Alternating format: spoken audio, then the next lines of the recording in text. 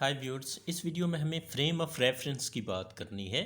तो frame of reference किसी भी कोऑर्डिनेट सिस्टम को कहते हैं जिसके विद रिस्पेक्ट मेजरमेंट्स की जाती हैं, यानी any coordinate system with respect to which measurements are made और मेजरमेंट्स आर टेकन। तो एग्जांपल की बात करें तो किसी रूम में किसी खास चेयर की पोजीशन को अगर हमें लोकेट करना हो तो हम रिलेटिव टू वॉल्स बात करेंगे, रिलेटिव टू सम कॉर्नर बात करेंगे, या किसी और स्पेसिफिक पॉइंट को मेंशन करेंगे उस रूम के अंदर जिसके विद रिस्पेक्ट हम उस कुर्सी की पोजीशन को बयान करेंगे, उस कुर्सी की पोजीशन को डिस्क्राइब करेंगे। तो इस केस में फिर हमारा रूम फ्रेम ऑफ रेफरेंस होगा। सिमिलरली अगर हम लेबॉरेटरी के अंदर कोई मेजरमेंट्स ले रहे हैं तो लेबॉरेटरी हमारा फ्रेम ऑफ रेफरेंस होगा। और इसी तरह से अगर एक एक्सपेरिमेंट मूविंग ट्रेन के अंदर हो रहा हो तो वो ट्रेन फ्रेम ऑफ रेफरेंस होगा। सिमिलरली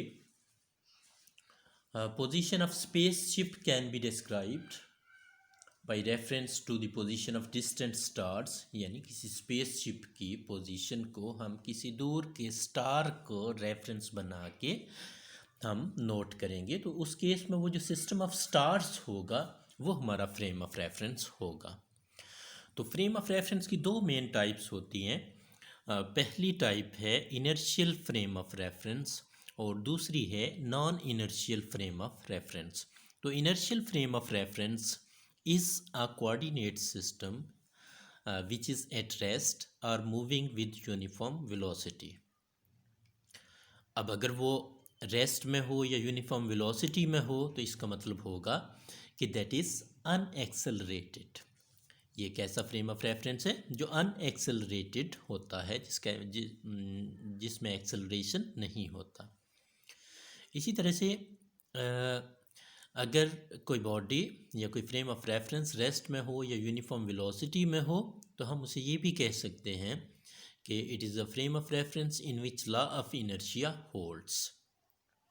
तो ये तीन मुख्तलिफ तरीक़ों से हम इन फ्रेम ऑफ रेफरेंस को, इनर्शियल फ्रेम ऑफ रेफरेंस को बयान कर सकते हैं। स्ट्रिक्टली स्पीकिंग अगर हम इसकी एग्ज़ाम्पल देना चाहें तो हम कोई एग्ज़ाम्पल नहीं दे सकते इनर्शियल फ्रेम ऑफ रेफरेंस की, क्योंकि तकरीबन तमाम ही चीज़ें, तमाम ही बॉडीज़ एक्सेलरेटेड होते हैं टू सम एक्सटेंट। तो इस तरह से आल अगर हम स्ट्रिक्टली बात करें तो all the non frame of references are not inertial including earth. But earth को थोड़ी सी गुंजाइश हम देते हैं और it can often be treated as the inertial frame of reference because of small acceleration which does not cause serious error. क्योंकि इसका जो मैग्नीट्यूड ऑफ ऑर्बिटल वेलोसिटी है वो 30 किलोमीटर पर सेकंड होता है और वो कांस्टेंट रहता है।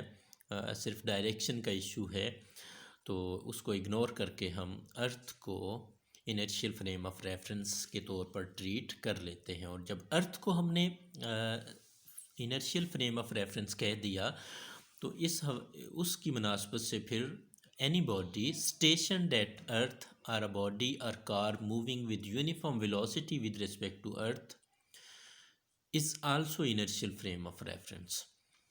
तो उसके विद रेस्पेक्ट जो रेस्ट में होगा कोई बॉडी, कोई फ्रेम ऑफ रेफरेंस, या मूव कर रहा होगा यूनिफॉर्म वेलोसिटी के साथ, तो वो भी इनर्शियल फ्रेम ऑफ रेफरेंस की डेफिनेशन में आ जाएगा। तो दूसरा फ्रेम ऑफ रेफरेंस होता है non inertial frame of reference which is accelerated frame of reference. तो एक ऐसा frame of reference which is accelerated. तो इसकी एग्ज़ाम्पल अगर हम दें तो चूँकि हमने अर्थ को अब इनर्शियल फ्रेम ऑफ रेफरेंस में शामिल कर लिया है, तो अर्थ के ऊपर अगर कोई कार मूव कर रही है और उसके ब्रेक्स सडनली लगाए जाते हैं, उसमें डिसेलरेशन होगा। इसी तरह से अगर उसको स्पीड अप किया जाता है और इससे उसमें पॉजिटिव एक्सेलरेशन आएगा, तो इन दोनों सूरतों में वो car non inertial frame of reference होगी, क्योंकि इस केस में then body placed in it no longer remains at rest. In this case body placed in the car, जब वो यूनिफॉर्म वेलोसिटी में हो या रेस्ट में हो विद रिस्पेक्ट टू अर्थ, तो बॉडी जो उसके अंदर होंगे वो रेस्ट में होंगे। लेकिन इस केस में चूँकि बॉडी एक्सेलरेट होती है, तो बॉडी प्लेस्ड कार एक्सेलरेट होती है, तो जो बॉडी उसके अंदर होगा then body placed in it no longer remains at rest, वो रेस्ट में नहीं होगा। Hence due to acceleration car is non inertial frame of reference. Thank you.